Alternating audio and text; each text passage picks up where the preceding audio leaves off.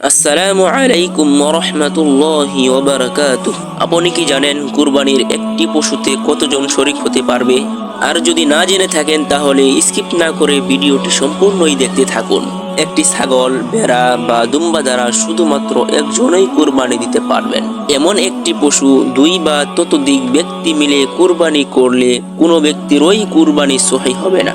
আর উট, গরু ও মহিষে সর্বোচ্চ 7 জন ব্যক্তি শরিক হতে পারবে। 7-এর অধিক ব্যক্তি শরিক হলে কাহারও কুরবানি সহিহ হবে না। হযরত জাবির ইবনে আব্দুল্লাহ রাদিয়াল্লাহু আনহু হতে বর্ণিত, তিনি বলেন, রাসূলুল্লাহ সাল্লাল্লাহু আলাইহি ওয়াসাল্লাম আমাদের নির্দেশ করেছেন যে আমরা যেন একটি গরু এবং একটি উটে 7 জন করে শরিক হয়ে যাই।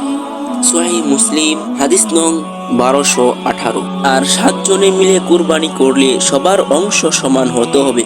কারো অংশ 1/7 অংশের কমে হবে না। যেমন কারো আধা ভাগ, কারো 1.5 ভাগ। এমন হলে কোনো শরিকেরই কুরবানি সহিহ হবে না, তবে একজন একাধিক ভাগ নিতে পারবেন। মহান রব্বুল আলামিন আমাদেরকে সহিহ বুঝ দান করুন এবং সঠিক নিয়মে কুরবানি করার তৌফিক দান করুন। আমিন।